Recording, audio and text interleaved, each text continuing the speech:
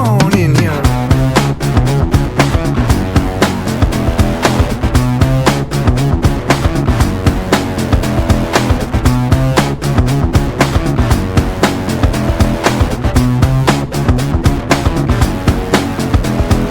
Wow, my fingers are so greasy.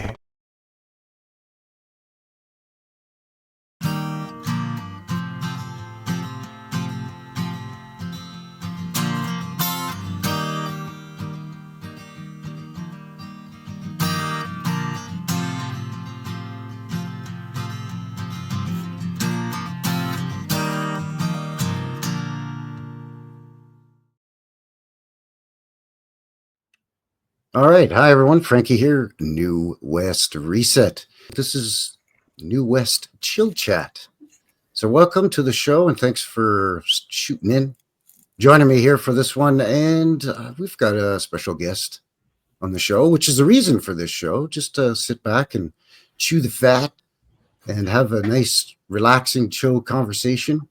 And we've got a good friend of the channel here, Vaughn, who has recently started his own channel, Old World Underworld. So, hey, Vaughn, how's it going, eh? Yeah, how you going, mate? Very well, thank you. Thanks for coming on and chatting with me. Now, you and I have chatted behind the scenes before, and we've gotten on like a house on fire, so that's great. Yeah. Because I got to tell you, you're a hell of a great guy. You've got a great channel going there. And thanks, mate. Appreciate that. Yeah. And I appreciate you coming by and all the way out here to Canada land from down under there, mate, and chatting with a guy. It's a long trip on the internet, isn't it? Yeah. You and I have talked before about the double-edged sword of technology, modern technology. But I mean, this is one of the good things is that you and I being, so far away from each other, me being in Alberta, Canada, and you being way down under in Australia there. Down in Australia land, it's upside down, topsy turvy world. Yeah, we can chat in real time and just work out the the time zone differences and hit a couple of buttons and boom, Bob's your uncle and off we go to the races.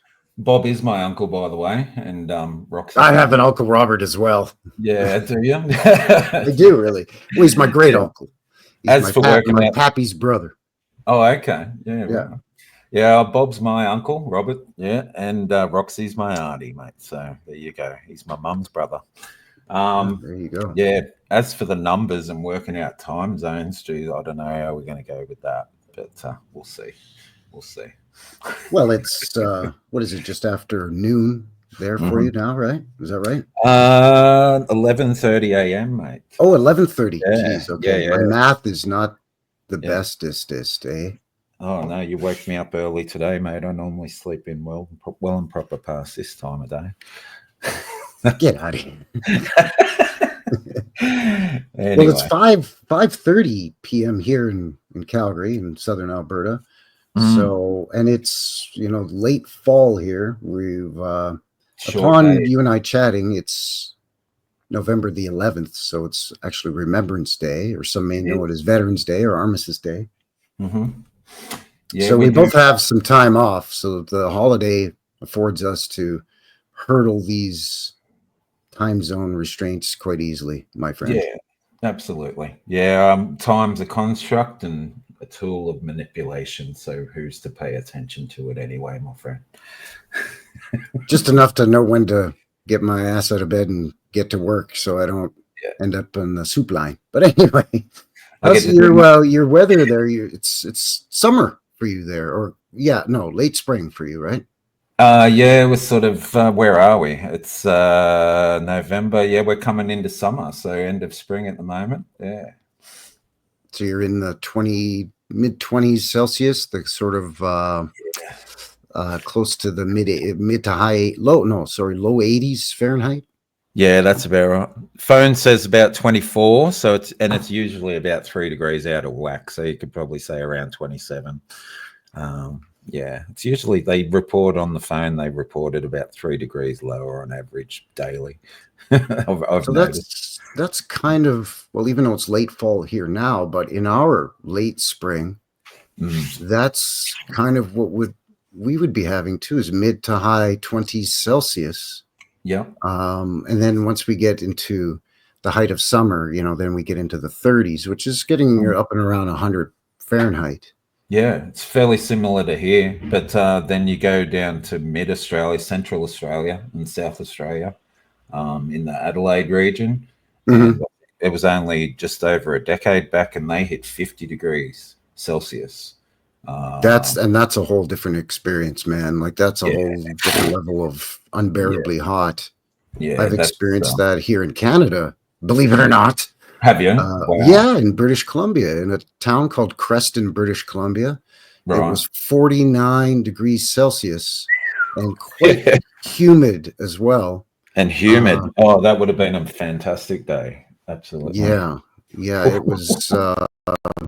So in Fahrenheit, that's 120s ish Fahrenheit. Very, very hot. Basically, one step off cremation. Yeah, that's what that is. If I wasn't sweating so much, a guy would burst into flames. You're Canadian, mate. You could handle it. Yeah, well, wow, man. Let me tell you, the car I was driving at the time was a 1976 Pontiac Grand Prix. So sort of a larger 70s GM muscle car. Yeah. Two-door. A 76 Grand Prix. But anyway. Yeah, I know a few of those, actually. Yeah. No air conditioning in that vehicle. Right. Yeah, man, it was hotter than Satan's taint in that thing. Just manual air conditioning, it wasn't? Just roll down the windows, open all the vents, and pray to the good Lord above that you don't pass out from the heat, man. I'll be driving past the local fire station, mate. Well, I left about an hour before sunup, knowing that, I've got about a 12-hour drive back to Calgary. I was leaving Penticton, British Columbia, in the Okanagan Valley, about halfway into the interior of British Columbia. Okay. So you got to drive through the Rockies, right? So I thought, well, if I hit the Rockies by late morning or early afternoon, it'll be hot, but it won't be as bad because the elevation will cool things down, the ambient air temperature. Yeah. But I miscalculated terribly. And I was in Creston when I hit that basically plus 50 Celsius. Oof. And after 20 minutes in that. In the car. You're at another 10 degrees being in the car. Right. Because those big engines get hot. Those, big 1970s V8 engines, right? Yeah, they're cast iron cookers, mate. This had a 400 in it, so it was a big, mean bugger. But anyways, like after 20 minutes, half an hour, I couldn't take it anymore. I literally pulled the car off of the highway, down through the ditch, and into the woods where I would fit between trees, into the shade. Opened all the doors, opened the hood, opened the trunk, the boot, and the bonnet, if you will. Turn the ignition off and just let the car sit there for an hour and cool down. Cool off, and jump in the nearest lake, mate. Well, I found a stream nearby because they tend to build the highways through the mountains next to something like a river or a stream or something. It just makes it easier, I guess, right? So I soaked down a T-shirt that I had in my backpack and tied this cold, wet T-shirt around my head like a Rambo-style bandana. Like I was John Rambo there, and I think that's the only thing that helped me survive, man. It was so bad. Forgot who I was talking to there for a minute. Nice. You got to do what you got to do to survive in that heat. Yeah, man. It sounds like a day, I'll tell you. Well, and then of course, 3 months later, it was almost minus 50 here in Calgary. Minus 50 Celsius, which is basically minus 50 Fahrenheit. It's, that's quite a swing. You do get that there, don't you? Yeah. Yeah, occasionally. With the wind, when you add in the wind chill, minus 50 Celsius. Yeah, for, a few days here or there, peppered throughout the winter, especially in January, February. Yeah. Yeah, for sure. Yeah, it's Australia's the same. I'm in Wollongong, so we're about, I don't know, 3 hours north of Canberra, which is our, well, northeast of Canberra, which is our capital here. And Canberra's basically on the Snowy Mountains, which is part of the Great Dividing Range, goes all the way up to Queensland. Right, right, And okay. so, but it's the same. Like, it's a very regional area. It's plains. There's not a lot of trees. It's basically bushland and Right. leading into desert. So Yeah, you like a can, high desert, right? Much like Nevada or California, arid yeah, high desert. Yeah. yeah, It's funny yeah, that how similar parts of Australia are to parts of Canada land here. Like specifically that's where you are and where I am in Alberta are very mhm. similar. Yeah. Well, just watching you on YouTube, I've learned a lot about Canada. I'm Well, always been aware of it, but I've I since, try, you know. yeah, well, you do okay. And but I've, jump on Google Maps and you talk about places, and I'll get on there, and I've noticed that, firstly, what blows my mind is how huge Canada is when you look at it on the whole. It's massive. It's absolutely massive. Yeah. Well, again, Um, much like you guys, huge, but not well, heavily populated. exactly. So Yeah, there's a lot of land, but much like spread out. Canada too, though, like a lot of our land, it's pretty tough to live in. You know, you get up in the Mhm. northern tundra and up Yeah. in the Arctic regions, or northern Quebec, Hmm. No. northern British Columbia, getting close to the Yukon, up near Alaska.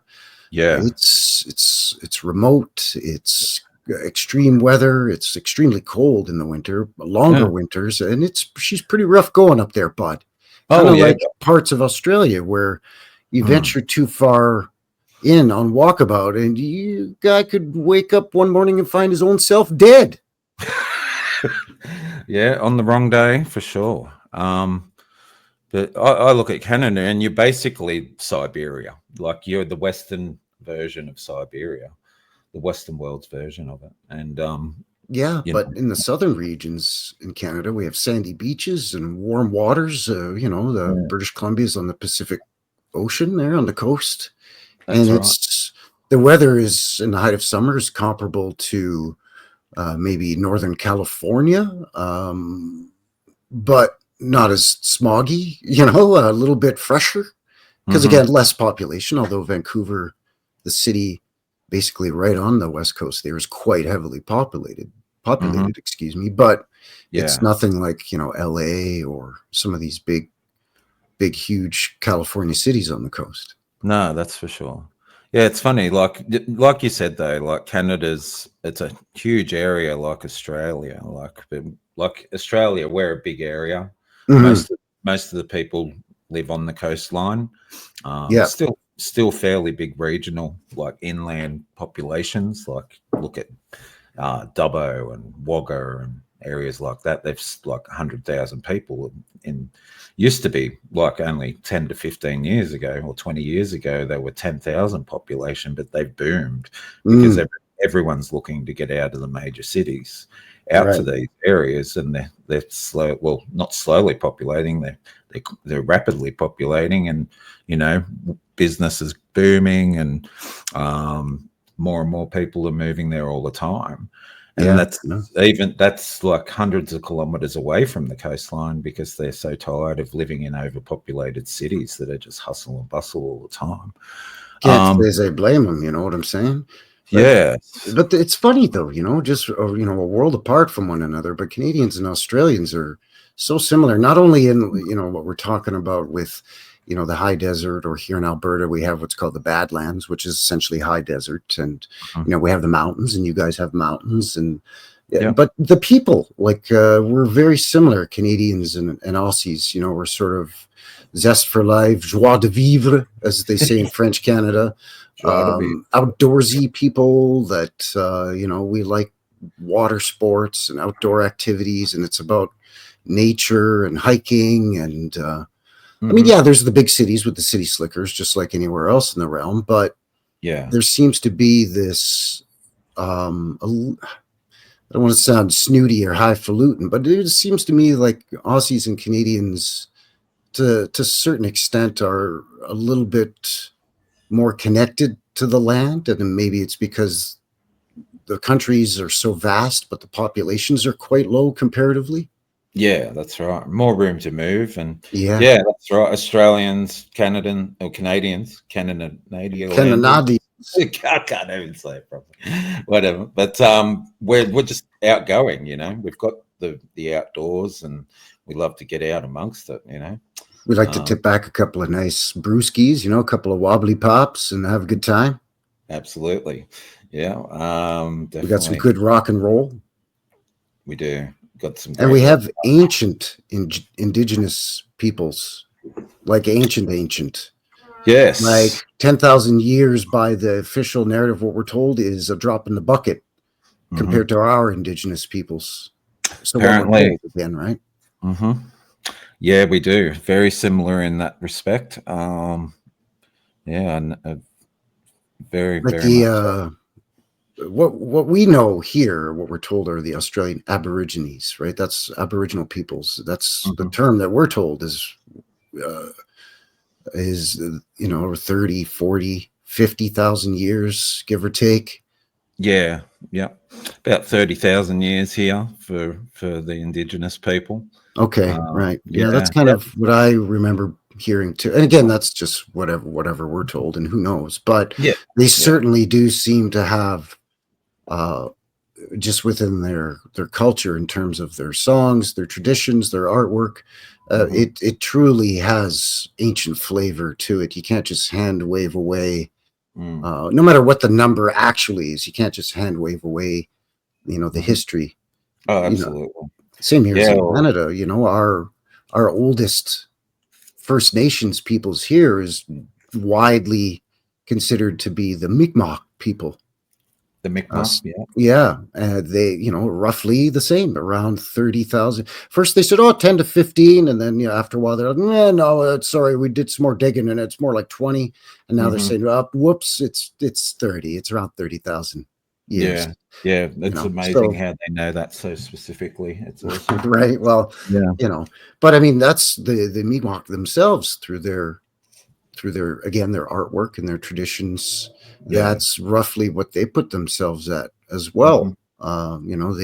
They were the first peoples here in Canada land, or what we now call Canada, right? Yeah. And Yeah. it's Yeah. amazing. Very, very Yeah. interesting. Absolutely. Yeah, it's the same here. Like with the knowledge they have of bush food and Bush tucker.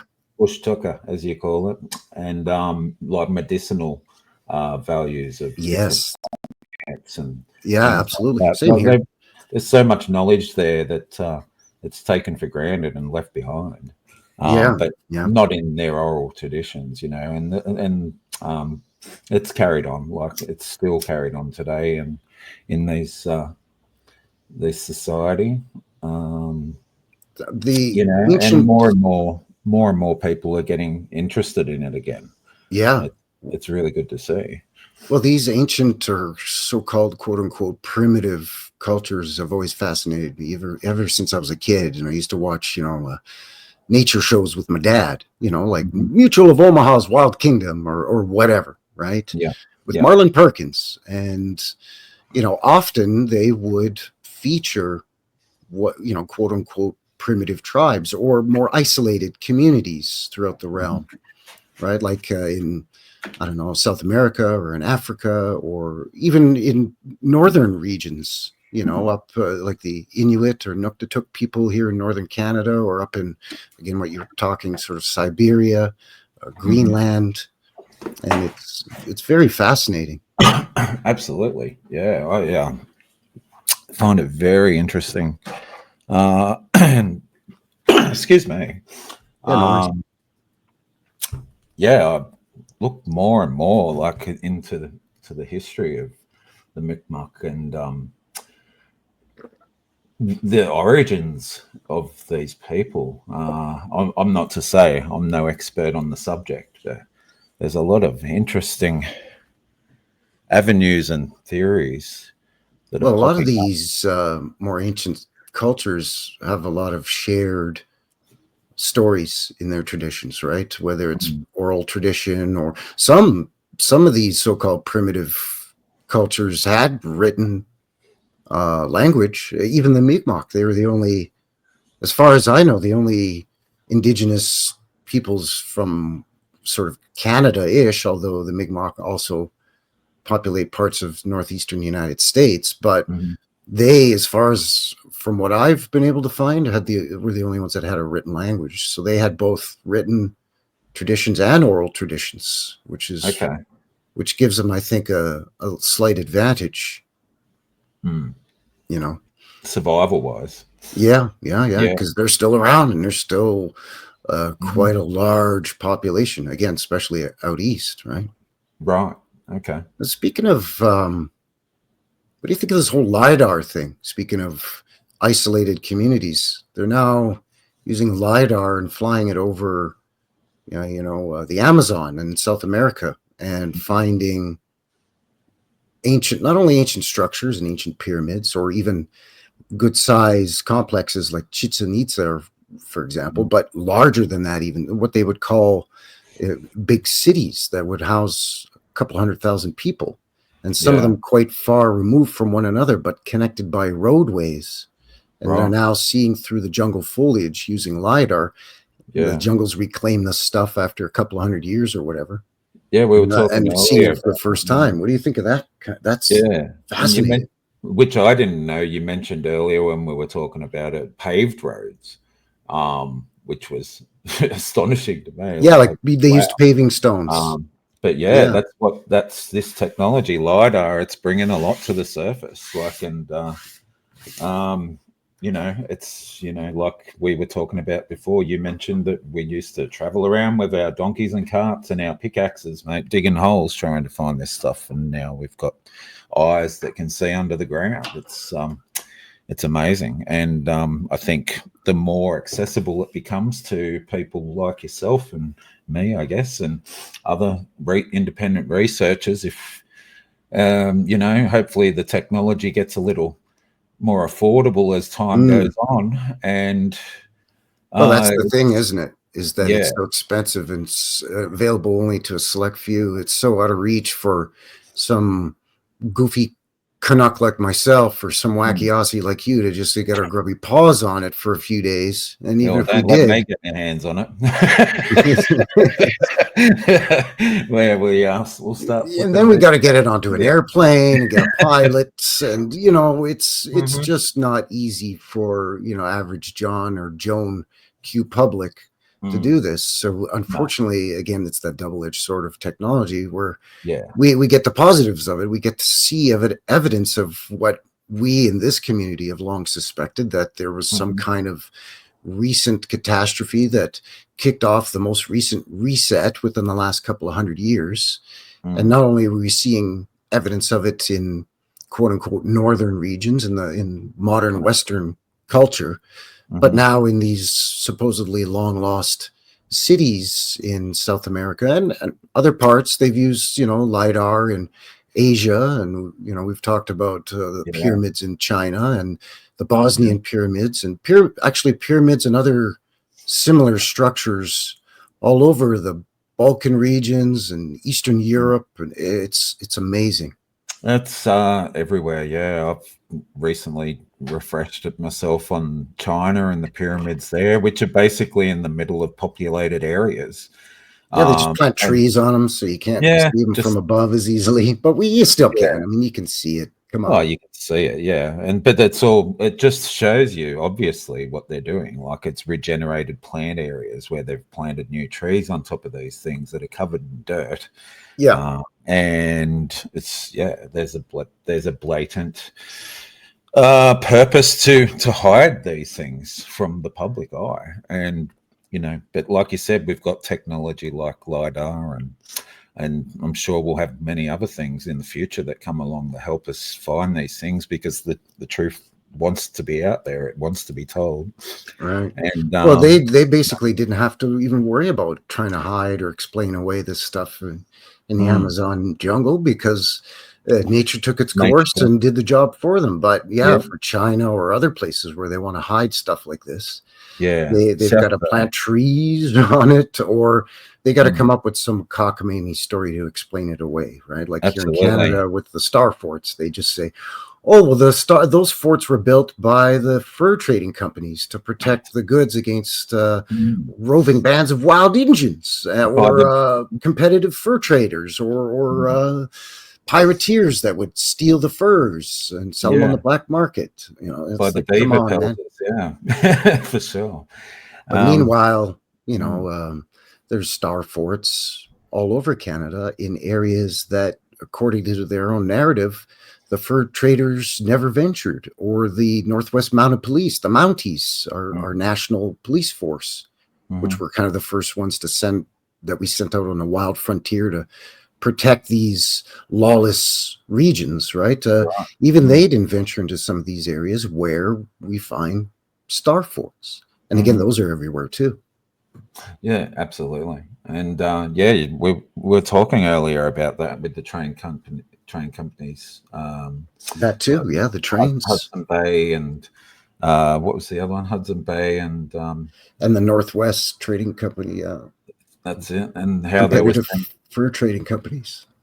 they were sending out pioneers or scouts. You were saying, Yeah, they would send scouts out and survey. Well, the railroad would send scouts out ahead and right? surveyors, right, to try to find the easiest way to build a transcontinental railroad from coast to coast here in Canada land, much Mm, like the US was doing. And yeah. the reason we're told that it was such a mad dash to get the railroad done was because the United States was encroaching or wanting to encroach further north and come into land that was yet unclaimed by Mm, basically either country. It was, on maps, older maps, it's shown as a big empty area that says parts unknown. And it really mm, was only known to the indigenous peoples and a few intrepid French Canadian explorers that had good relationships with the native Indians yeah. and were non-confrontational toward them. And Hmm. therefore, because of the good relationship, were shown riverways and different ways to get further and further inland. Yeah. Yeah, But you were so the saying, railroad would send scouts ahead, but the fur companies would also send these voyager guys to press further and further west into these parts unknown. yeah, but they weren't just claiming areas to make rail. They were claiming huge areas. You were saying like of hundreds of kilometers. Yeah, I thought it was originally maybe a few hundred meters or a couple hundred, a couple hundred yards on either side of where they were Yeah. decided we're going to quote unquote build the rail or lay the track down here, right? Right. And that was because, back in the day, obviously the old steam locomotives that had a boiler, you had to heat the water in there to produce the steam. So they Right. used wood or coal, but sometimes Mhm. this would spark. So they would Right. clear cut the trees and vegetation Mm. for, a few meters or yards on either side of the Either track side. Yeah. to avoid fires in the middle of Mhm. nowhere as the trains are chugging along through the frontier, right? Mm. Mhm. You know, This is what you mentioned in isolated. Fire River the other day, on your video the other day about this train that came through town kicking up sparks and it ended up burning down half the city. Yeah, burn half the city down. It's like, come on, man. Come on, So, man. anyways, upon researching this, I came to realize it wasn't a few hundred yards or a few hundred meters. It was a few Right. hundred kilometers. It was a Hmm. couple of hundred miles on either side of where they were supposedly laying the track. So Yeah. they And were claiming vast mhm. swaths of land. Well, yes, that's yeah, gotcha. So I Swaths. think That was these scouts that they were sending ahead, the mhm. railroads and the fur trading companies, as they were Yeah. quote unquote opening up the west of Canada, Mm. they were finding buried cities and towns, much like LIDAR is finding now in South Mhm. America. And they were Yeah. claiming it and then sending the railroad, come through here. And Mm. now the railroad owns the land, all those buildings. They Yeah. can rebuild, renovate, repurpose, Mhm. and say, oh, yeah, the railroad built this town. or once the railroad came through, this town was a boom town, and Yeah. people just rode the train in and bought cheap land out here and became farmers and ranchers, and the town sprung up. Hmm. Yeah, it's very, there's a pattern there, and it works on many scales. So to me, obviously, it points to, you know, they were the pioneers, as you would say, that traveled into these areas where they hadn't been rediscovered, to find areas to reclaim, Mm-hmm. and to find and to gather whatever was in that area and stake their claim. Yeah, So these were the first generation robber barons. These were the mm, land barons, the railroad barons, mhm, the owners and administrators of these fur trade companies. Well, they didn't mhm, just trade fur, but the Hudson's Bay Trading Company was like the, British East India Company or these others. But their bread and butter was fur, most especially the beaver pelts. Right? mhm. Canada was built on the back of the beaver pelt, apparently. They got to send Yeah, all that stuff over to England for their fancy hats. got to have your hat, So, have your you know, toppers. that's right. That's right. They're toppers. That's right. Yeah, I think so, and yeah, it lines up with me. Like, I've looked into just train companies in Europe. If you want to compare Canada to Europe, and the same pattern. So you have railway companies would go through Europe, stake claims, stick their flag in land, and then what would happen is they would transfer that land into what's known as a bond, Right. onto a piece of paper. And funnily enough, these bonds looked exactly like US currency, if you ask me. Yeah, Excuse they me. look like the dollar bill, y'all. That's basically it. And yeah, sorry, just excuse me. I was just grabbing something. Um, so yeah, they would transfer this land into bonds, and then what would happen is that those bonds would be put into the newly established currency system. Whoever may have developed that, we may know, and basically, as a record keeping system of new areas and new discoveries of Mm. properties and lands, and to be listed. And And probably buildings that were already there. yeah, funnily enough, most of these areas are lined up very directly with what we call as either orphanages or asylums. And Yeah, well, I recently found a whole town that was populated just exclusively, or built and then populated exclusively with orphans at first. mhm. That Parma, uh, Ohio. I Yeah, was like, wait, Palm. Yeah, what? yeah, I saw It that. was crazy. Yeah, it's I don't know, like it rings true, like, to Well, me. see, the That thing about that I sort of knew but didn't find out the depth of until recently was the railroads here in Canada, much like the US and in Europe and other parts of the realm, I'm sure, had their own law enforcement, their own sort of police force that would right. protect the railroad's property. And again, Mhm. that kind of raises a red flag when I realized that the property that they owned wasn't just, again, a few meters or yards No. on either side of the tracks, but potentially hundreds of miles or hundreds of kilometers on either Mhm. side. Yeah. So you could have a railway cop march into town and arrest you for something that didn't have anything to do with any kind of railroad shenanigans. Yeah, It's that's right.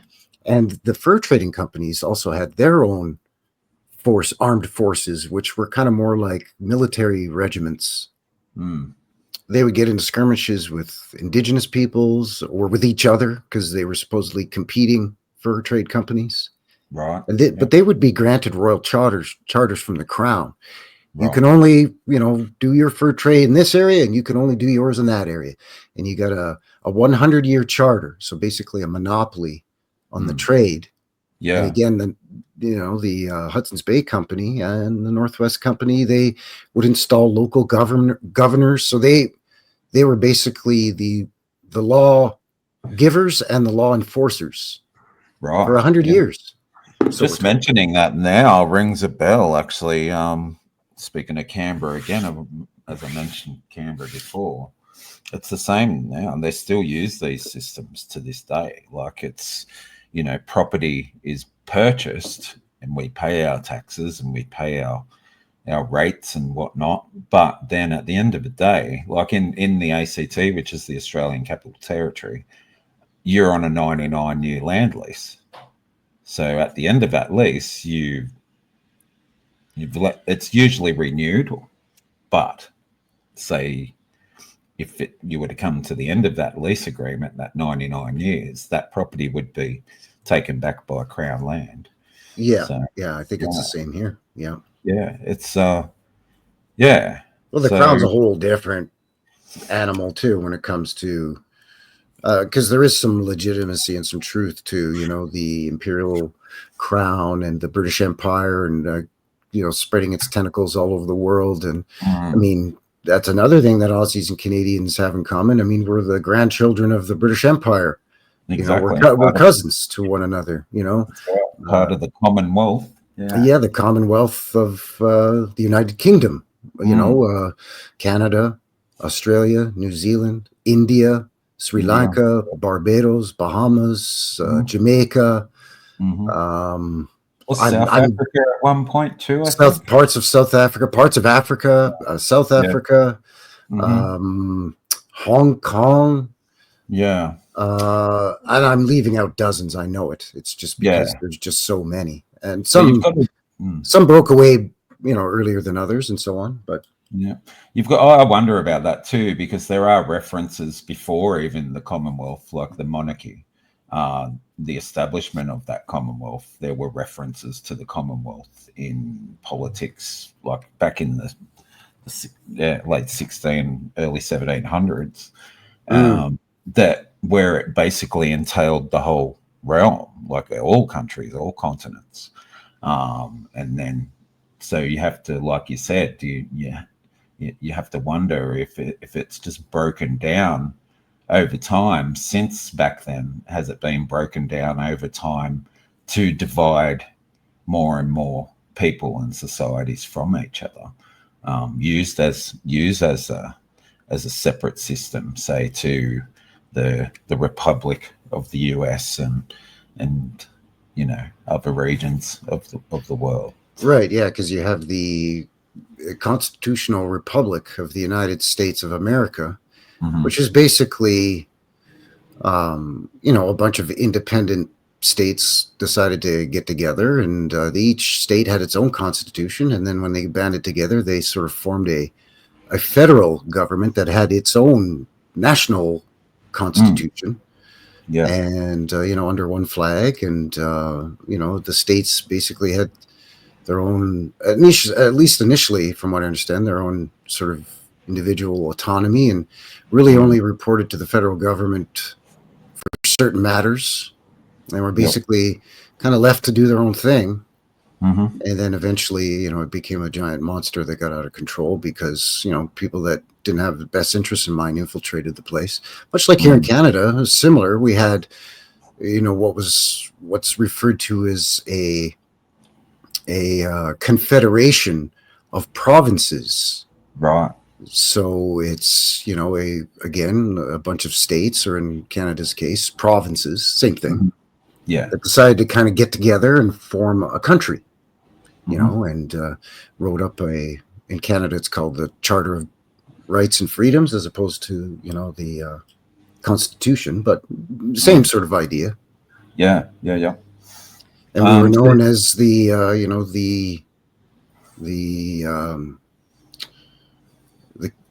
Confederation of Canadian Provinces of the Dominion of Canada. The Dominion being, we were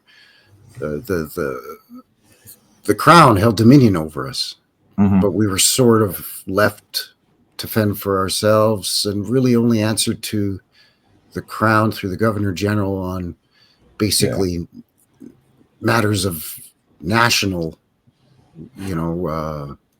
issues. Yeah, that's the right. provinces could basically govern themselves. And again, that's gone to hell in a handbasket too. Yeah, and that was back in the mid 80s, wasn't it? When Canada sort of stepped away. and it's funny, like, and became it's took its independence from the Commonwealth, and it's funny because is that correct? Is that right? The mid 80s. Yeah, it was 86 or late 80s or something when Canada stepped away from the Commonwealth. Well, we sort of reached a mutual agreement that we would gain our independence from the crown, but we Right. would still sort of recognize the crown as our monarch. Yeah. And that was in 1867. 1867. Okay. Yeah, 1867. Basically Canada became quote unquote independent in 1867. Right. Okay. I swear I just read recently that that was 1986. Well, no, I'm probably mistaken. But, well, I mean, since 1867, of course, there have been, more baby steps to pull further and further away from the apron of, the queen, or now the king, I guess. Yeah. So yeah, in the 1950s, after WW2, there was steps made to kind of pull further away again in the 1970s, and then I think in the 80s as well. Yeah. Right. Okay. Yeah, that may have just been the most recent thing I read about it. I wasn't aware it was back in 1867. Canada's almost as old as the United States, really. Yeah. We're both quite young. The United States is a little older, but in terms of the first quote unquote European settlers to come to the shores of the New World, roughly around the same time, right? Around 1500-ish, give or take, for the U.S. For mainland U.S. Not the islands, and right around mid to late 1500s for Canada, most especially around this in the early 1600s, 1603, 05. Right. But yeah, 1776 for the US and 1867 for Canada land. So like 90 years, 89 years. Is that different? Yeah. About that. Yeah. So that, you mean like establish the country back then? Whereas sort of like the United States wrote their Declaration of Independence, right? 1776. Canada's was what they tell us July 1st, 1867. Right. Yeah. So like through school, I was taught that Canada was part of the Commonwealth, but then recently I've read something online because like up until about 10 years ago, I wasn't aware that Canada stepped away from the Commonwealth. Because I've always considered it, but there was I'll have to look it up. I'm sure it said 1986 that Canada separated from the Commonwealth, and that was all together. It could be. It could be because, like I said, it was sort of done in baby steps, right? So, okay. Yeah, sorry. Part of that too is because there's such a large. Part of that too is because there's such a large French population in Canada as well. Right. Okay. Right. So it's a difficult from the inception of Canada itself. It was a difficult balancing act because the newly formed governments in the provinces of Canada, they wanted to appease the English or the British that were living here in Canada and were now considered Canadians, but also descendants of the French settlers that were also considered Canadians. So it was a tightrope act of appeasing both sides who traditionally don't get along, the French and the English, right? So, but in Canada, there seemed to be a nice cohesion between the British descendants, the French descendants, and also amongst the French, most especially, and the indigenous peoples, not all, but many of the indigenous peoples. And again, this is all just from what we're told. I mean, who knows how things really went down? I mean, it could have been a stroke of a pen and that's it, Yeah, absolutely. And that's a feather quill dipped in ink. Too true. By some faggy lord wearing a powdered wig and tights. I was going to say, don't forget the tights, Frankie, because we all wore tights back then. With buckles on their shoes. And for some reason, the pilgrims had buckles on their hats. What do you need a buckle on your hat for? I could understand a buckle on your belt if you got to tighten or loosen your belt. Even your shoe as a fastener for your shoe to, you loosen the buckle to take your shoe off. Yeah. But a buckle on your chapeau, what's going on there, buddy? This is... The pilgrims always had, you look at a box of Quaker Oats cereal and you see the pilgrim with the hat on and it's got a buckle on it. Yeah, the old black, it's probably beaver pelt. Probably is. Dear. We were talking earlier about, the similarities of Canada and Australia, and we were talking about things like star forts and how it doesn't fit the narrative to have as many star forts in Canada as there are, and where they're located, like in and around the Great Lakes and in and around Ottawa and Montreal and Toronto and these big cities that supposedly were heavily involved in, the War of 1812 and all these other skirmishes, right? Maybe you could sort of say, okay, sure, they were built for military purposes because, the British versus the U.S. when the U.S. was trying to expand into Canada and Canada was trying to expand down into the U.S. a little bit. It was a land grab, right? It was crazy back then. Yeah. But there's parts of Canada that the Star Fort isn't explained by that narrative, and it's the same there in Australia where there's star forts you wouldn't expect. And didn't you find remnants of, like, I remember recently on your channel, which by the way is great. So if people out there listening, if you haven't gone already to Vaughn's channel, Old World Underworld, please go on over there and check it out and show him some support.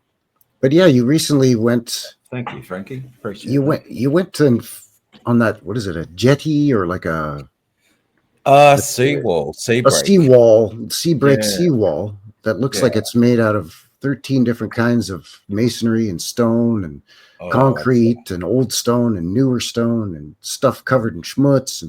But also that whole area is highly suspicious. And you kind of figure there's a star fort, or there was a star fort nearby, and some of those large stones on that seawall may have come from the dismantling and the destroying of that star fort. And you're kind of seeing remnants of the shape, aren't you? There's a lot of symmetry in the area, that's for sure, when you're looking at the shorelines. But the seawall itself, and the footage is on my channel of it, just a walk along. It goes for around 2/3 of a mile or a kilometer out to sea.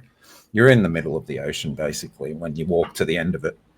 And as you walk along, there's just huge blocks, like, absolutely huge. Like, I'm talking probably 8 to 10 feet tall. Some of them are around 15 feet long, from end to end. So you're standing next to these things, and quite obviously, as you look at them, the top layers are newer, and you can tell that they're concrete, and it's like Portland cement. And it's all crumbly and cracked, and there's a lot of signs there that's more modern and less superior. Let's put it that way. But then as you get deeper into it, it becomes rubble and offcut, like boulders, and there's even bricks there and mortar, and there's all this shrapnel, and it's chaos. It's intermission time, folks. It's 5 minutes till showtime.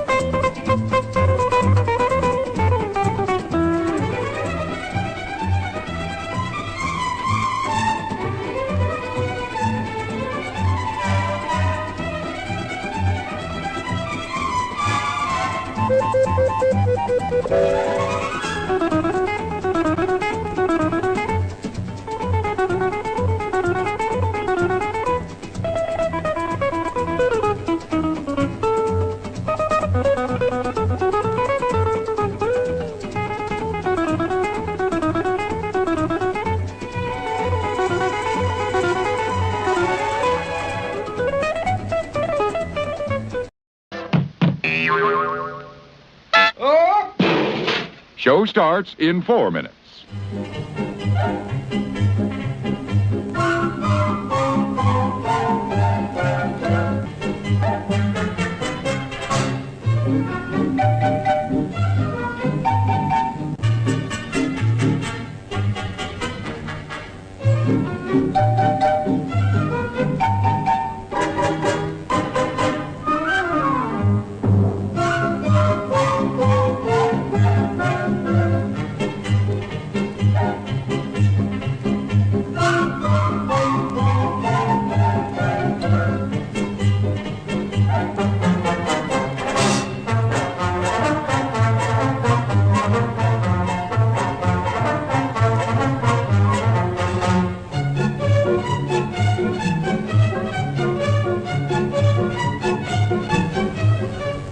The show starts in 3 minutes.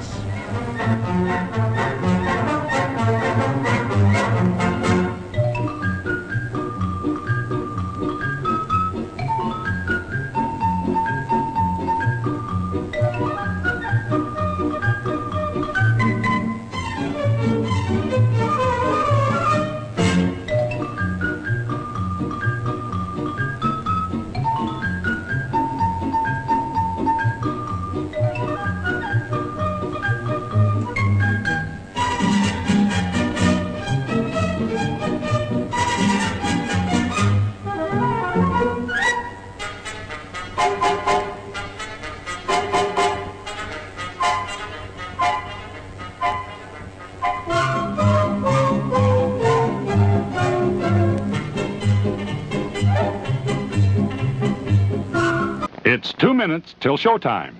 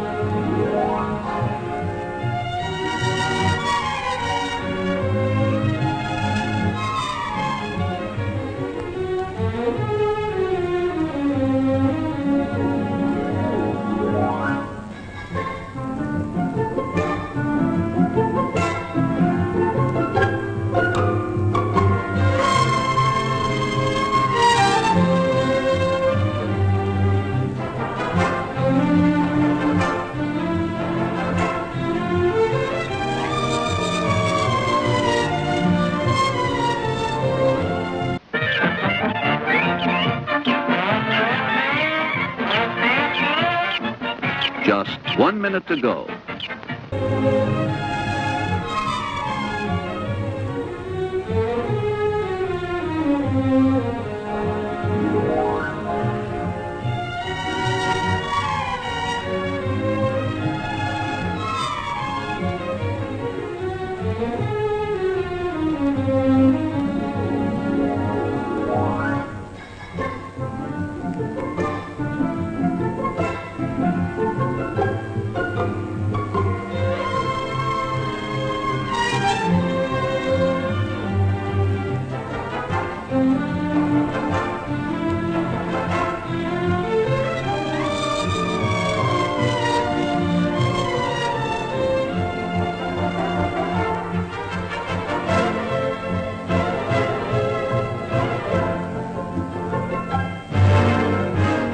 And now, on with the show.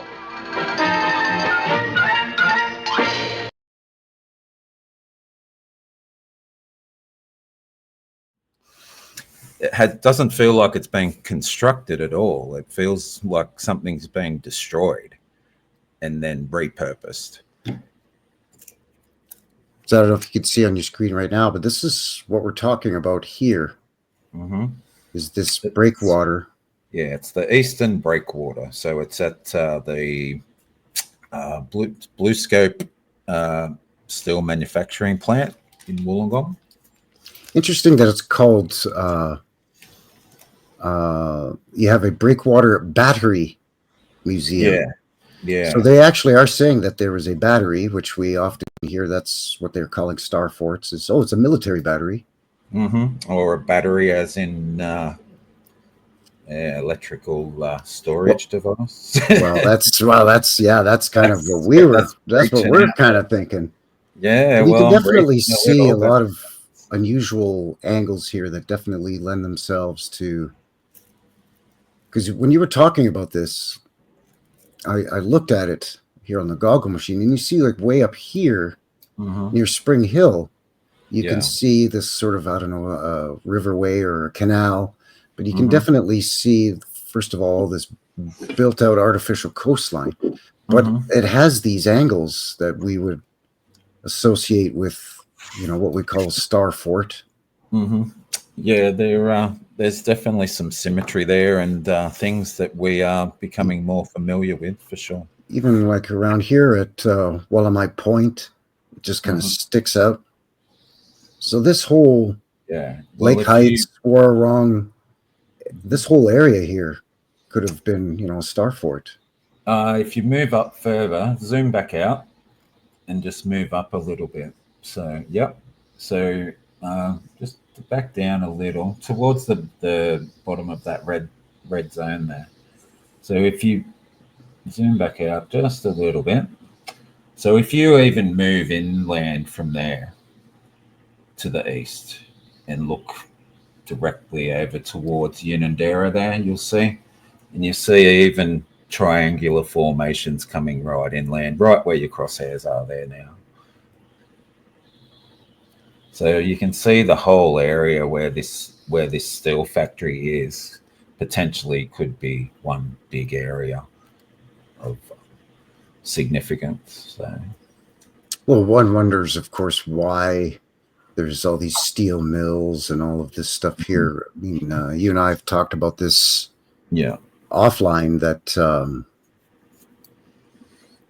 they could be harvesting the remnants of whatever resources were used to build these ancient star forts, and again, repurposing some of it over here to build this and to build this. But there seems to be a strange concentration of really industrial stuff on what I'm assuming otherwise would be a beautiful coastline. I mean, all along here is all residential and very nice, and it's green and there's trees and whatnot, but right in here, the whole area is residential. So if you look around the whole site, it's homes. It's just so all around here is right up until the edge of it. And then smack bang in the middle, you've got this huge manufacturing plant. It's a steel manufacturing. So they say that the ore is brought in, iron ore, to make steel. So it's used for structures, for reinforcement, for all sorts of things. It's exported overseas from this place. It's one of Australia's biggest steel plants, if not the biggest. And it's smack bang in the middle of a residential area. So why would you do that? Yes, you have port access to it, and I'm sure they could say that the town was established on it, so that's why you have homes all around it. But it sort of doesn't make sense. Water recycling plant here. I mean, that's a red flag. You and I talked about that before too. Any kind of water treatment facility. I mean, there's such a huge correlation between these star forts and water. They're always either built onshore of an ocean or a massive lake or something, or sometimes right in the ocean, or along a big river or a confluence of two rivers. They've got moats, or what are told are moats, like there's canal systems around them. You can see here that you've got American Creek that goes right around this whole facility. It's basically built on water, as you can see, and like the all of the shoreline of the place is artificial. It's man-made. You can see that it's not they're not natural shorelines. It's all been manufactured, fabricated. And the more you look into the place, the more you see. It's just the fine detail. Well, this place was a trip, man. Like when your video on, well, a couple of videos on this, but the first one that you uploaded, I mean, I was just dumbfounded. The video footage, yeah. Yes, absolutely. I You mean, can see you just can even from, just see here the different kinds of stone and the different shapes. I it's mean, a these mess. here are, I'm thinking they're concrete and they're a little bit more recent, but some of the ones that are shaped similarly, but down in the water, are of a different material and they seem much old. And then even older still, I think, are these reddish ones. Yeah, that's stone. So, whereas on the right hand side, the eastern side of the break wall is all, as you can see, it's been littered with these concrete blocks. Yeah. And even those aren't the same consistency of material. No, it's a couple of different types of material from what I noticed. Maybe a dozen, because you've got Yeah. even, I think there's limestone, there's even granite by the look of it. Some of it looks like it's been actually molded, like when you go back to the western side, the inner side. Some of these blocks are perfectly square, like I'm talking around 6 feet cubed. So Mhm. six by 6 by 6. Good, nice number. It's they look like they've been press molded, like in some sort of device. Like it's And crazy. there's other parts where they look like they've just poured concrete over them, and like it's just a mess. Like It's a mess. it's like they were scrambling to hide whatever is going on here on this thing. Well, when I was looking at it on the maps, like I was zoomed out from it, and in my mind's eye, carried on from the tip over, like, and just kept going from the top, heading north.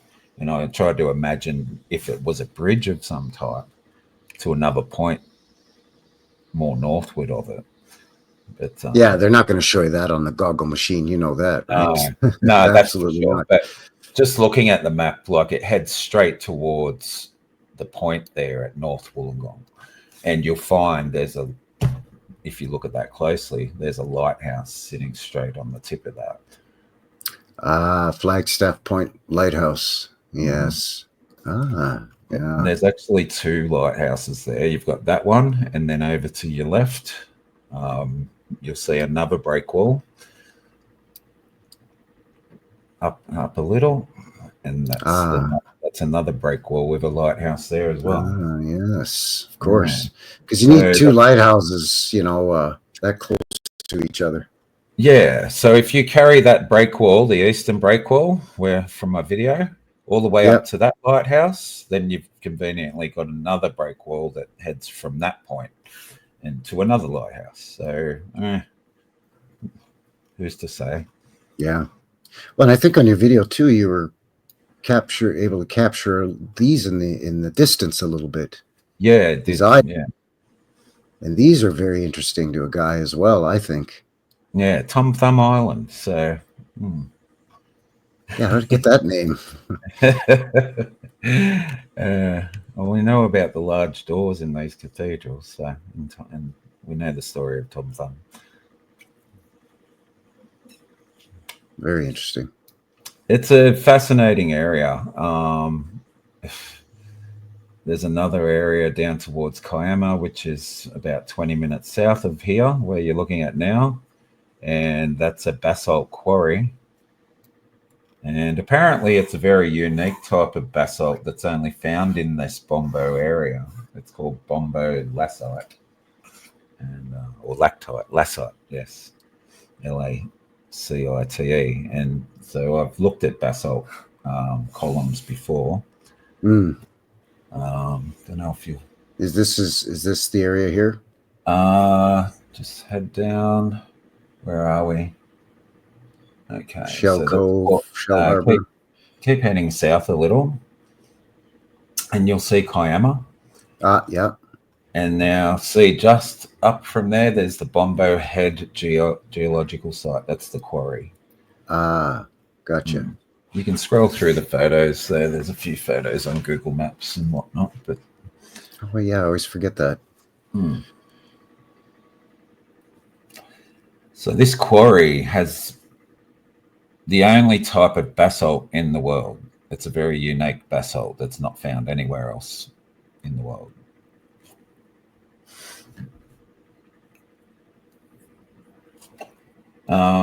It also has a sewage treatment plant smack banging in the middle of the area. Of course it does.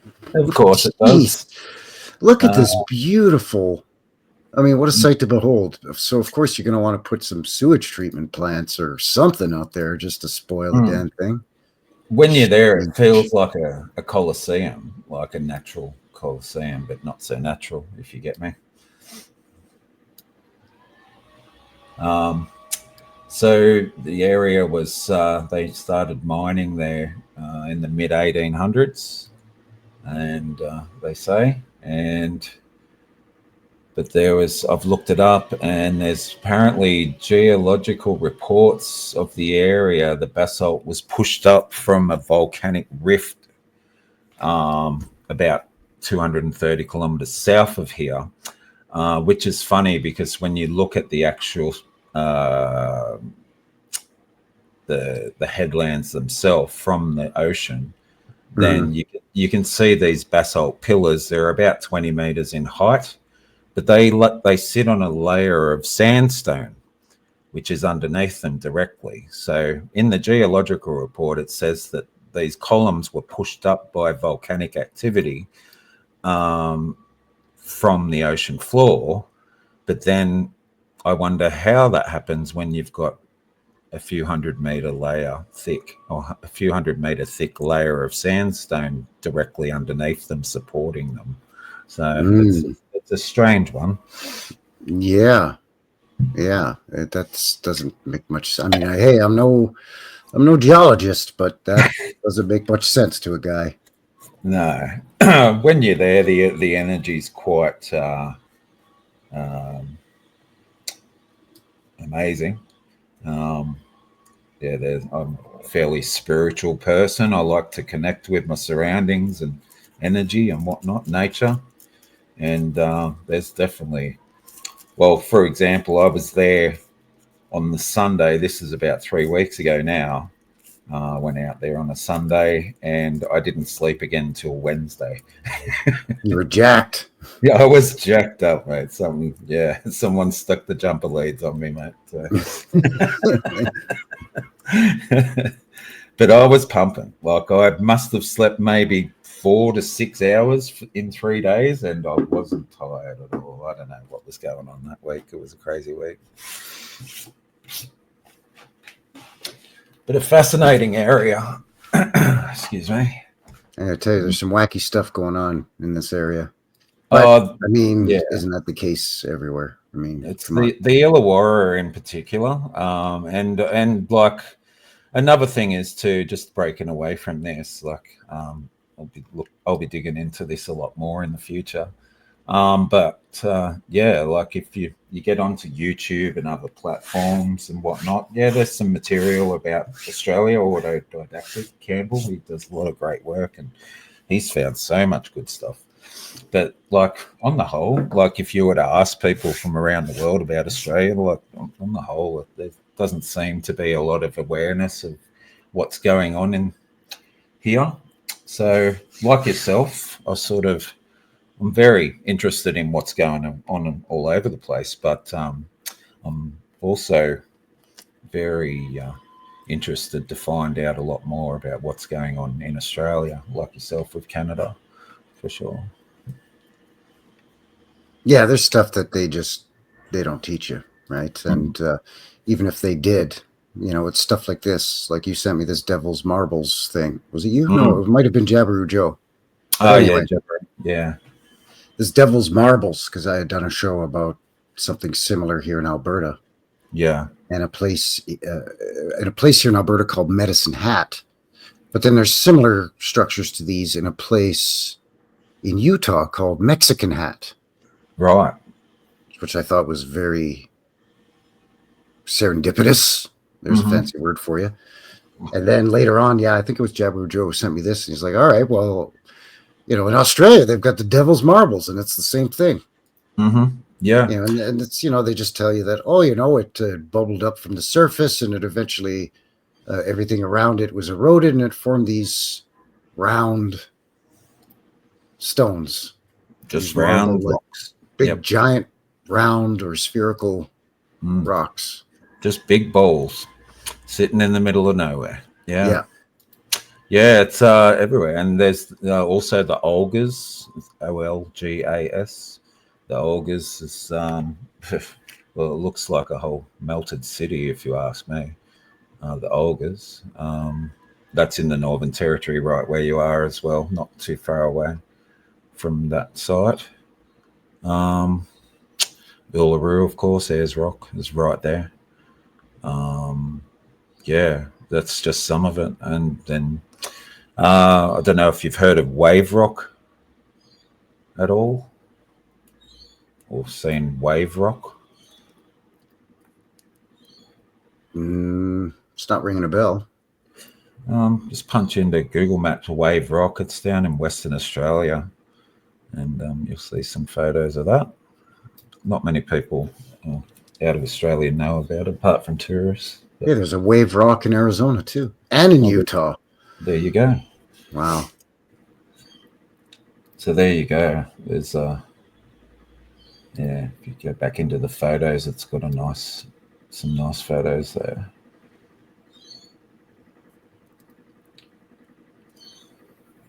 Oh wow. Yeah. Huh.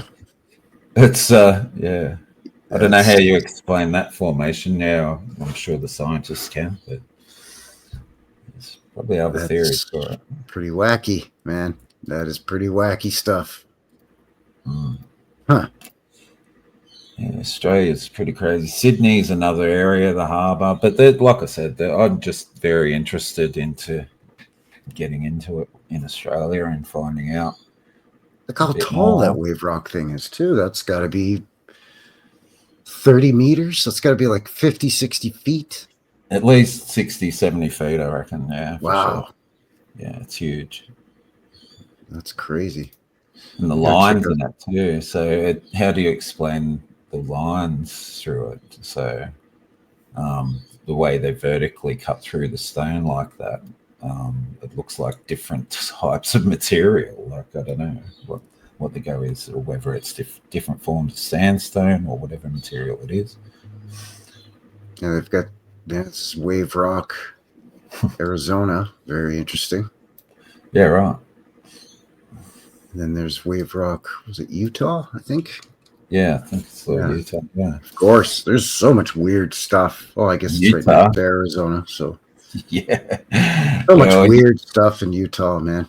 Oh, Utah. We know about Utah. Yeah, we've got a couple on YouTube that love that place.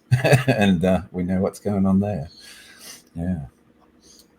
That fascinates me, Utah and Chicago area and mid-Central America. It's the canyons and this mind-blowing. Yeah, Utah's a weird place, man. It's very unusual. And it's funny too, because again, you know, the Badlands, the high desert there, it's very similar to in and around here, what we call the Badlands in southern Alberta. And, you know, they have the whole narrative of the Mormons down there in Utah, and the Mormons fighting with the American Indians down there. Same thing up here. The Mormons came up into southern Alberta, and they were fighting with the indigenous peoples and fighting with other ethnic groups, for lack of a better term, that were already in this area. You know, early settlers. They were the Mormons were trying to move up in here and take over, because parts of southeastern British Columbia and parts of southwestern Alberta here used to be part of the old Louisiana Territory, right? Prior to the Louisiana Purchase. So all this was Louisiana territory.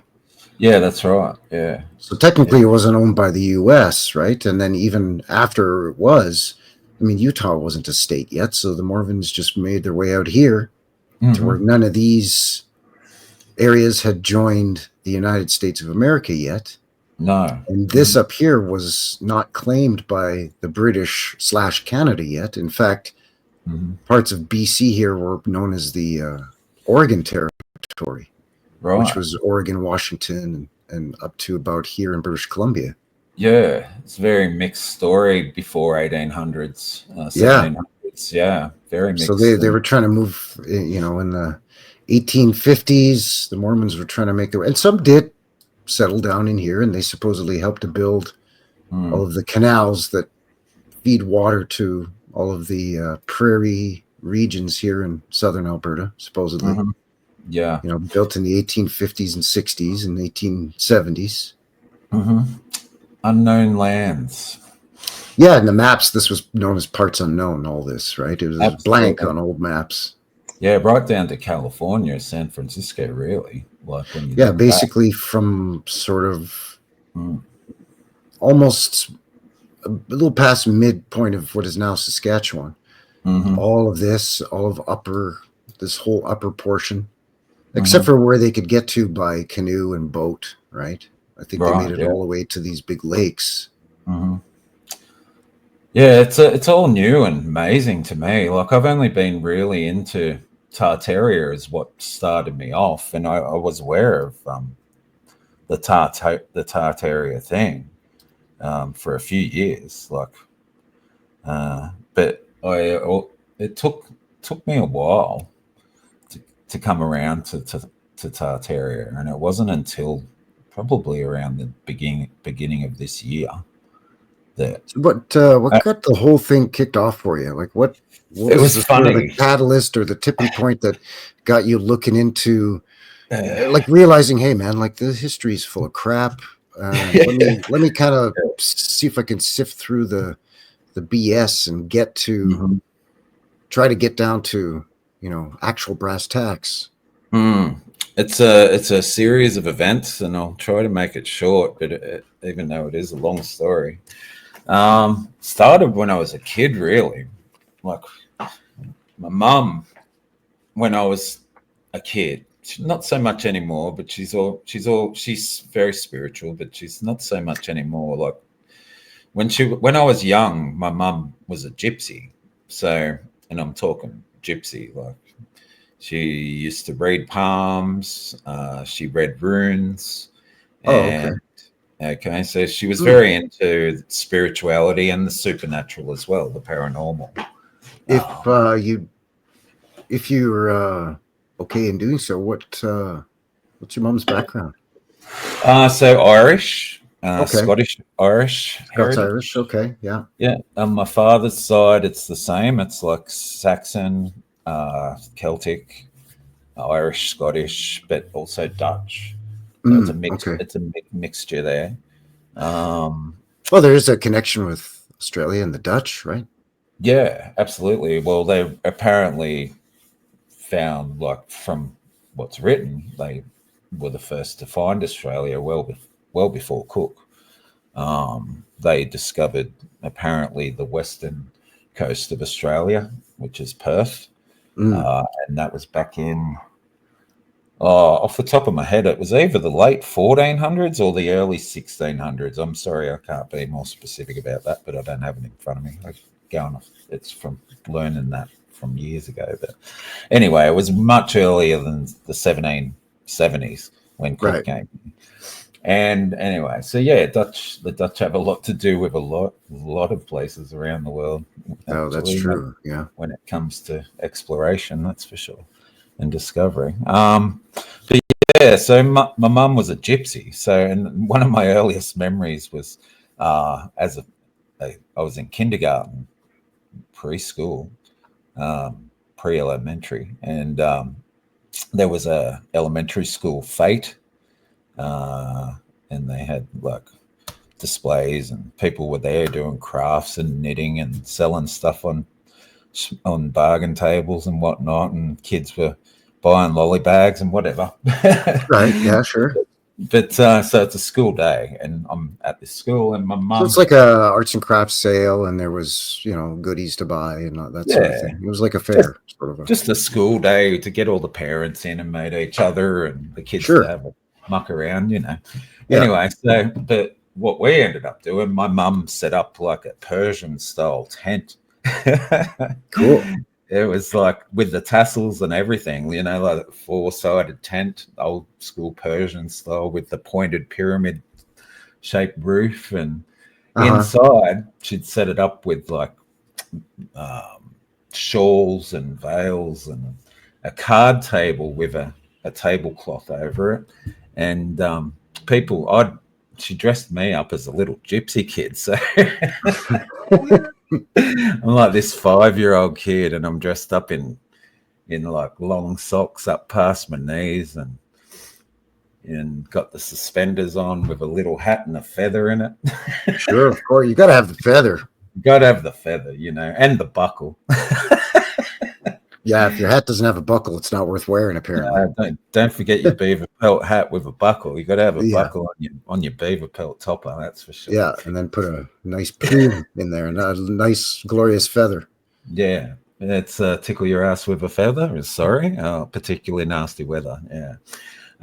So anyway, so my job was there was a line of people waiting to have their palms read. And I was the little gypsy boy who would grab the parents by the hand after taking their $2, $5, however much it was, and walk them into the tent. My mum would read their palms. And so, yeah. And funnily enough, like even at the end of high school, some of the kids' parents back in the day when my mum did that, used to come up to me and say, "Thank you, mum, for me for that day she read my palms." Like a lot of that stuff actually worked out, you know. I was like, well, okay, no worries. It's strange, but that's just my family. That's what they're like. So anyway, we the house was always full. We had books. We'd have unsolved mysteries. Like we had books about Bigfoot, all sorts of things, and I'd always be reading those. I was fascinated, and I've always thought there's more to this world than what we see, for sure. I think. Well, you and I are roughly the same age, so it probably would have been stuff like Bigfoot and Bermuda Triangle and things like that, right? Because that was big in the 1970s and 80s, early 80s, even up into the mid 80s, you know, with the Bermuda Triangle mysteries and that sort of thing. Yeah. It was pushed hard, and it makes me wonder, like, have we been sort of conditioned or manipulated to think about these things or what? Because it was a wave, like it seems like a wave of that where people were fascinated with that, cryptids and the paranormal. Loch Ness Monster and whatnot. Yeah, for sure. That as well as space, you had Star Trek and all sorts of things. We had waves, and that's culture for you. But so I always wondered about things like, is there more to this than meets the eye? And I don't know. So in the 2010s, I got into conspiracy a bit, dabbling in this and that. And it was around 2019, 20, when I started to hear, like, it had been around for a while, but I became aware of it, like Tartaria and what's this Tartaria thing. And it never really grabbed me. I was like, no. And I sort of put it off, and I kept putting it off and putting it off. And I remember the day I was sitting here on the couch, and I thought to myself, you know what? I'm going to check this Tartaria thing out. And I just searched it into YouTube and started watching videos on it. And I was like, within the first 10 minutes of watching it, I think it was John Levi, one of the first ones I watched. And I was like, are you joking me? But as much as I couldn't comprehend it, something was real. There was something real about it, and it grabbed me. And it's funny, like, because I've been into other conspiracy things and they've dropped off. But with this, it's like, feels like a step for all of us. Like, we've all got our own perception of it, what it is, and our own story, our own journey of what Tartaria is, or what it all means. But the funny thing for me is that it seems to lead us all to the same point, and that's why we're all here talking about it now. Like, as much as we've got our individual perception of this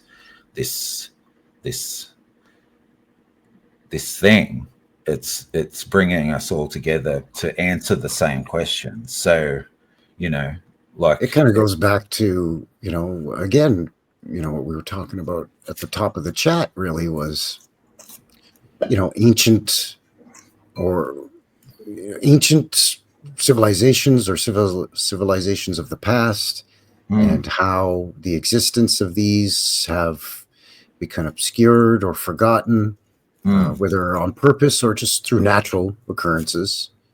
And they're kept alive through different unexpected means, right? Like, the quote unquote truther community online, for one example, but also different cultures. I mean, where I work and live in the same community here in Calgary. So I'm very fortunate that a lot of the people that I deal with where I work are my neighbors. And so there's a nice sense of community in the community, but also at work. And I'm quite friendly with a lot of my coworkers. And I work with two of my coworkers that are from Mongolia. So first of all, what are the odds that two of my coworkers in a place of 80 people, two of them are from Mongolia? Yeah. But they both are familiar with what they call the Tatars. Right. And I also work with a guy who was born and raised in Afghanistan, but went to post-secondary school for a couple of years in Russia. Okay. And then consequently after that moved to Canada.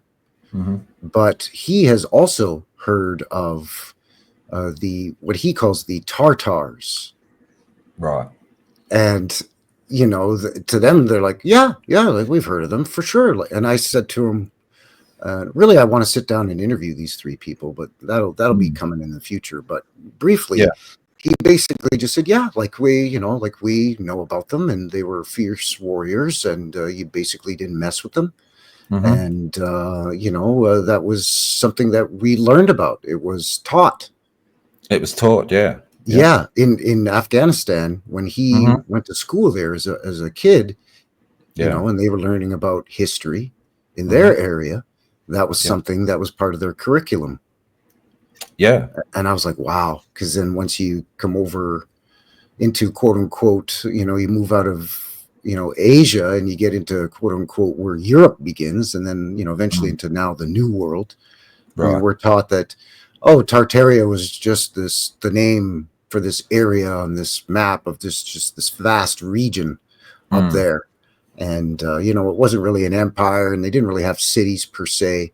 But then people I know personally are like, yeah, no, that's an actual place. And there was, a culture and a people, and they learned about it. And I was like, huh.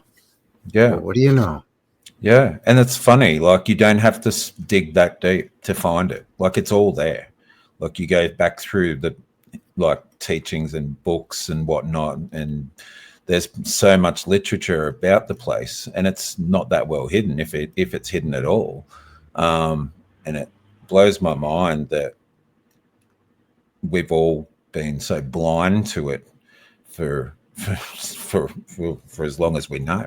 And but I think that's the separation. Like, we've got this world that is east and west.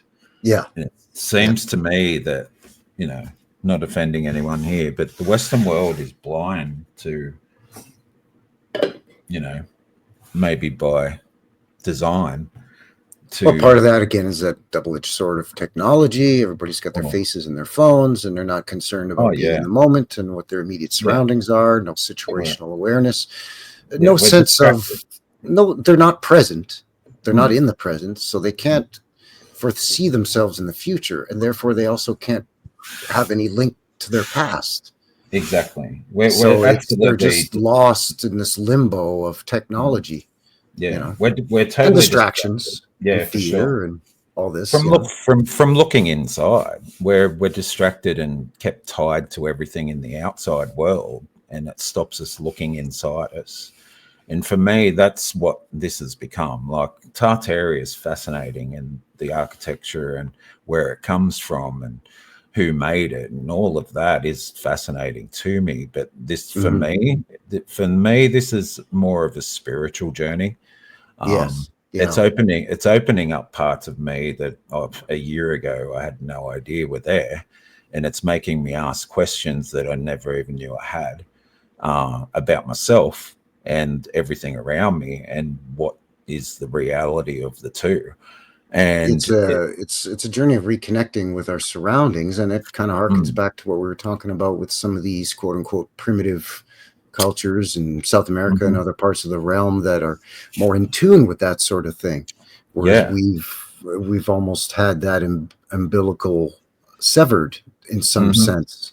It's like a spell, and I totally put it down to that we have been put under a spell to hide this from us, because for me, I was totally blind to it, and looking back at it in hindsight, I'm thinking, how could I have not seen it? Like, I've seen these buildings, like the cathedral in Vienna, and the you know, the Kremlin in Russia, and Cologne Cathedral. I've seen these places my whole life, but was there a spell there that stopped me asking the questions that I should have been asking about these things? Like, we all know these things have been there. And then all of a sudden, like, human awareness, consciousness has just gone, boom. Oh, there it is. Yeah. Shit. I just copped a smack in the face, like we all did. And now we're all on this journey knowing that someone is screwing with us. You know what I mean? Like, why is that happening? Well, you mentioned too the division, you know, and you know, East and West, and then there's all these little boxes they try to shove us in, because then they can compartmentalize us all and pit one against the other, or what have you, or discredit things by, you know, this box thinks this and that box thinks the opposite, or whatever.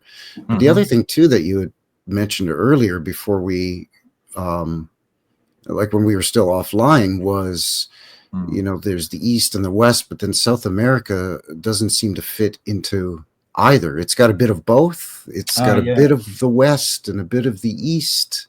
Yeah. Well, it seems to be a little bit of an enigma in that sense. Yeah, it's a neutral zone. So, like, it's South America. It's got beautiful old world architecture, like the rest of the world. It's got, you know, it's a magical place, even all the way up to Guatemala, you know. But you can't class it as an Eastern country or continent. You can't really class it as much as it is. You can't class it as a Western continent. It's basically just a mixture and its own entity. You know, it's like the middle zone. There's some strange stuff in South America, you know, the Amazon and all of that, and LIDAR that we talked about, that aside. But even things like the Olmec heads look, you know, just facial structure wise, look very different than anything that we're told of who the indigenous peoples were in that area, or the first people to arrive there. And there's different theories about that too, you know, that migrating through the, you know, the great land mass, the Bering Strait, Beringia, and coming down and making their way further and further south, and eventually making it all the way down to South America, which I don't really buy. I kind of more the island hopper theory that Polynesians and peoples from the South Pacific island hopped, you know, with different sea levels. It was easier to island hop across the Pacific, and eventually made their way to the western shores of Central and South America. Yeah, there's a few theories about it. I don't really go for the mainstream one, which is that they all sort of came down from the Japan, Cathay area across the Pacific Ocean to all these little specks in the middle of the Pacific. I sort of feel that, you know, there's actually a good documentary called Skeletons in the Cupboard. Check that out. It's really good. Skeletons in the Cupboard. Okay. Yeah, it's a documentary, 3 parts, and it's about the Maori people and their culture in New Zealand, and also the Pacific Island countries too. So, or nations. Gets into Rapa Nui a bit, Easter Island. Yeah, Gets very gets fascinating. a little bit into Peru, and even a little bit back to Persia and Egypt. So it's pretty crazy. It's a bit of a mind opener. But highly recommend checking that one out. If the Ice Age is to be believed, that a lot of that water was frozen in the form of ice in the ice caps, so the ocean levels would have been substantially lower, Yeah. and therefore what is now submerged or popping up as islands would have been larger land masses, some of them connected, some of them easy to get to from one to the other, as opposed to now, which I find very, very interesting. That's interesting. Hard to That's how the say. Vikings, how we're told how they got to northern Canada, right? Like the Northwest Territories and northern Quebec was, they went from Iceland to Greenland, and then basically they just skirted the ice packs and just kind of used that as a shoreline and made their way westward from Greenland to Baffin Island, and then south from there into northern Quebec, and the rest is his story, so they say. Yeah. Right? Well, that's the Scythian, the Scythian Ocean. And even still, like if you were to come over, I highly speculate that that's the case. Knowing that, when the US was established, I highly suspect that people from the Cathay area over in eastern or in China and eastern Russia, Siberia, I'm very I'm suspicious that they came across to Canada through Alaska that way, in the Scythian. Well, it's up from the Scythian, actually, the strait there. You've even got islands there that they could have hopped, even if there wasn't a bridge. You know what I mean? Yeah. If they were using canoes or boats of some type, and we know that they probably were pretty advanced with their abilities to sail the seas back then. They had the technology. We know that. Sure, and they had the knowledge with following constellations and stars, and and again, you have the oral traditions that are passed down. Okay, if you sail such and such, you hit such and such an island, and from there you go here, there, blah blah blah blah. And next thing you know, and then of course there's just the inherent human spirit of wanting to see Explore. what's out there, what's over there. Hey, what's done over that way there, eh, bot? I don't know. Let's build a boat and find out there, eh? Let's just jump on a log and float over there. Yeah. Oh, I forgot a paddle. Oh, now we're screwed. That's all right. We've got the global currents to take us wherever we want to go. It's fine. But it's a simple trek. Like you look at it, it's maybe a few hundred kilometers, maybe 1,000 kilometers to get from the tip of Siberia to Alaska. That's a week worth of travel. Earlier we were talking about that. In school, where the world seems so huge, right? It's so massive. All these distances seem so far, and I think that's part of the op that's being perpetrated upon us, is that it's made them make us feel insignificant and tiny and small and just a useless little dot.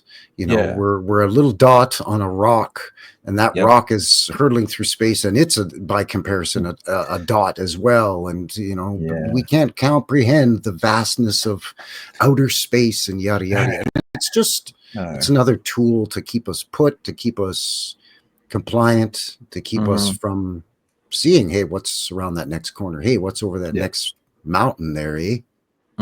It puts us in a certain frequency, a certain state of mind that traps us. It's to entrap us and to stop us exploring ourselves and what is truth.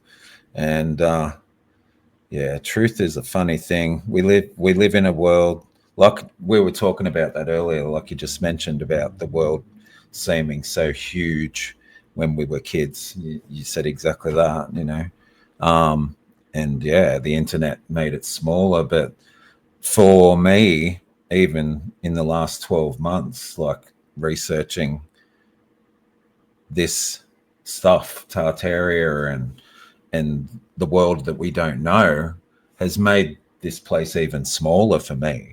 Like, and even now talking to you on the internet, like, but this research is just making me think, like, really. What are your thoughts on that? The reality of which we're taught and we know is just a small sample of the lands that there's other lands out there that a select few know about and perhaps use to their advantage or what have you, that we're not even privy to, where we only hear it through rumor or through ancient stories of Fables, fables of, you sailed north and you end up going through the cold and you end up to a warmer place that's this lands unknown, inhabited by unknown peoples. What are your thoughts on that? Like basically what we're shown on a map or on the globe or whatever of all the land and the islands or whatever is not all that there is. Yeah, well, logically, it's hard to know because there's so many different variants of what it could be. So it seems there's that element of confusion which is made to be there for us, obviously. Sure. Yeah, another tool. Yeah. Well, when it comes to the realm and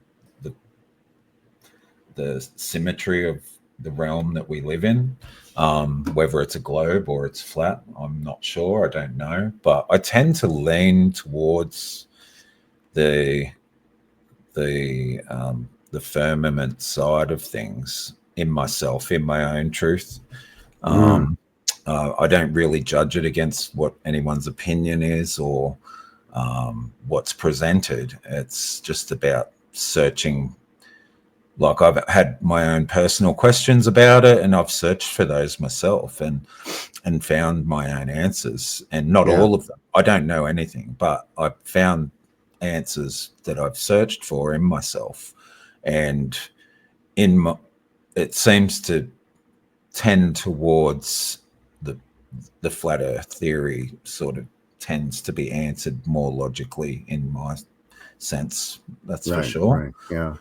It's funny you mentioned the firmament. That the other day, I think I mentioned to you, my brother and I are roommates. So the other day we were watching a documentary, and they made mention of how the ancients used the stars and how they were basically obsessed with the movement of the celestial bodies, right? And they could, using complicated math and over periods of time, they could predict, Venus will rise at the same point at the same time every such and such days or what have you. And they got to be really good at predicting the movement of the heavenly bodies. And they made mention of, the Milky Way. And of course, when they were talking about it, they had a nice shot. I don't know where they filmed it from. It had to be somewhere out in a desert where there's no light pollution whatsoever, and they just pointed the camera straight up at the Milky Way, so you could see it without any sort of I don't know. I get the light pollution and all that again. It was, you could see it in quite a high degree of clarity. Good clarity. And I kind of half jokingly said to my brother, "Oh, well, that's the crack in the firmament." And he looked at me and he said, "What?" I said, "In the Bible, right? They talk about the firmament." And he said, "Okay." And I said, "Well, the Milky Way, doesn't it look like a crack in the firmament? Because they talk about in ancient tales, not just in the Bible, that that the firmament was cracked or damaged, and the floodgates from the waters above opened, and that's how you get the Noah and the 40 days 40 nights of rain and the whole story of Noah. But other cultures, ancient cultures, share these same sort of stories of global or realm-wide catastrophes, great floods and what have you. And he kind of just looked at me and said, maybe, and just kind of dismissed it, right? Because once, of course, you get into firmament and Bible and all that, right, it tends to throw quote unquote science out the window. And, all of this stuff about, a giant universe with a galaxy, a spiral galaxy, and we're just in one arm of the galaxy, and our solar system is just a little tiny part of this huge galaxy. There's thousands or millions of other galaxies in the universe, and so. But I said to him, well, what sounds crazier to you, that there is a firmament to protect this realm in which we live, and somehow somebody was monkeying around with it in some way and damaged it, and as above, so below, the waters above came crashing down into our world, caused this flood? I said, or what's crazier is that we live in this vast, incomprehensibly massive, ever-expanding universe that has millions of these galaxies, like the galaxy that we live in, that has planets and suns and stars and yada, yada, yada. And he said, I don't know. And that kind of says it all right there, right? Because, none of us truly know, but these ideas are put into place to, as you mentioned, it's part of the confusion. It's part of the putting a veil over things, or muddying the waters, if you will. Yeah, absolutely. Yeah, for sure. Seems to be that way. And definitely too big for any of us to comprehend, really. At the end of the day, we can't know, but we live in a world. I think I've recently said this to a friend of mine, like we live in a world that requires evidence for something to be true. You know what I mean? So, otherwise you're ridiculed and mocked. And that's not just on a one-on-one level or local, in the local environment. It's on the big scale as well, like science and politics, and every institution does this to its members. If they're not agreed with, we're mocked and ridiculed for our own truth. Sure. It's the quickest, easiest way to discredit, right? Yeah. So, and I think that's where we're headed with this research. Like, we're getting to the point where we don't know, but we do, if you know what I mean. We don't have the evidence. We don't have the physical matter to present. But there seems to be this shift in consciousness on an individual basis, but also on a collective consciousness basis, in the sense that, like you had said, more and more people are starting to question these things and are starting to become aware of the falsifications of the official stories, the timelines, the history, the narratives, however you want to label it. It comes down to what I was saying before, between the East and the West. Like, if you look at the two, then the Eastern world is highly spiritual and in touch with that side of life, and inner health and being. And you can look at just their practices by natural medicines and remedies and yoga and spiritual health. Whereas I was saying before, and this is a while back now, but the Western world seems to have been designed to keep us hidden from that, or to hide that from us. Yeah, to keep us one step removed from it. And it says in Buddhist teachings that in this time, and it's also related to the Incan calendar, the quickening, that there'll be a spiritual shift between the East and the West. And we're seeing that. It's been happening over the last 20 to 30 years, since the 90s, really, that the Western world is starting to get more and more aware of spiritual being. It's our own spiritual existence. And so we're looking for these answers now. And this is part of that journey. I see this as part of that journey, as to our spiritual awakeness for everyone. Absolutely, yeah. Because at the end of the day, when you get rid of all the bullshit, it's good versus evil. It's as simple as that. Yeah, it's the oldest story, right? It's good versus evil, it's the light versus dark. Yeah.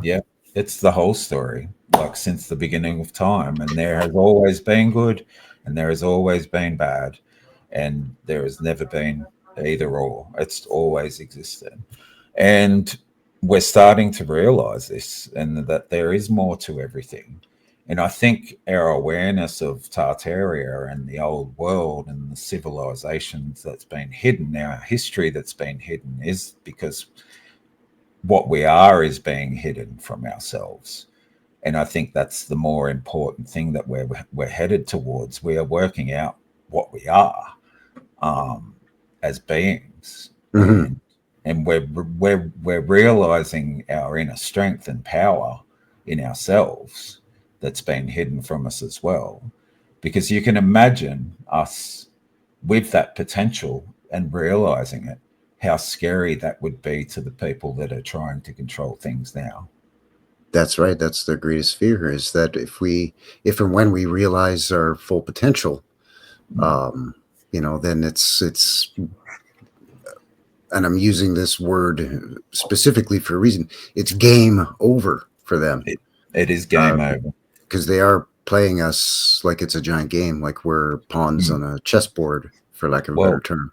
I see it as they're prolonging it. It's inevitable. Like Yeah, we're all, they're now grasping at the hull of the sinking ship, yeah, and yeah. there's no way to stop it now, I don't think. No, you can feel them trembling. Where we people are on the whole, and I'm not talking about myself in any way, shape, or form, in an egotistic way. I'm not. No, I'm you're just talking. speaking in I'm, generalities about people in yeah. general. Yeah. No, yeah, I'm talking about humanity, like us here as people. We are waking up to the fact that we are more than what we are, or we think we are, And and it's been a long time coming, but it's it's coming, yep. it's coming, Yeah. and So don't it's stop now, people. no. And if you're Keep out digging. there and if you're out there and things seem dark and miserable, just know that we're in an amazing time and it's fascinating. Like we're in a massive wave. There's massive energy coming at us right now, waking us up. And, I'm fascinated by it. This Tartaria finding out about lost civilizations. It's devastatingly sad for me to think about these people that have been hidden, and their world as well was just destroyed. And we're remnants of that. And it really makes me sad that these people went through that. But also, it's just fascinating to me what they knew and what they were capable of, and it shows how much we're capable of. And that's the amazing thing about all of it, I think. Yeah, we can sort of take the next step in that journey, Yeah. from these past civilizations and their advancements, and now we take on the torch. We've got the mantle now that we can try to continue to move forward and continue that positive movement ahead, and Yeah. into a higher state of awareness, and eventually the light is going to shine into the darkest corners and reveal Mhm. everything that's been veiled from us. Absolutely. And it's starting to happen. Like we see it. Like I've noticed so many people just on YouTube. Like I really only watch YouTube. Like there's other platforms, Rumble and blah blah blah. But I watch a lot of YouTube and I see people, coming out with this free energy technology now, and they're doing it in their backyards or in businesses or in workshops, making these things that existed. They used to exist, and they're coming back into our awareness again, and people are actually putting them back into practice. Yeah, And so if not anything else, it's giving a lot of folks a eureka moment and yeah, spurring them on to start to explore and rediscover.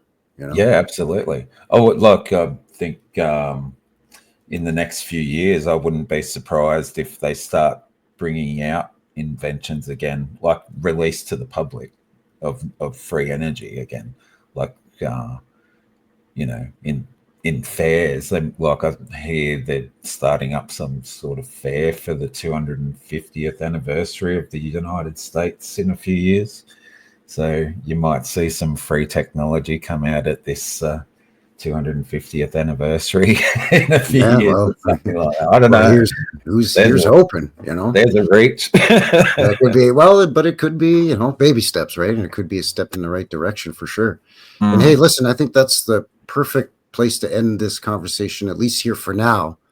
But Yeah, I would okay. love to get together with you again, Vaughn, and continue chatting and picking your brain. You can pick mine and bouncing these ideas off of each other.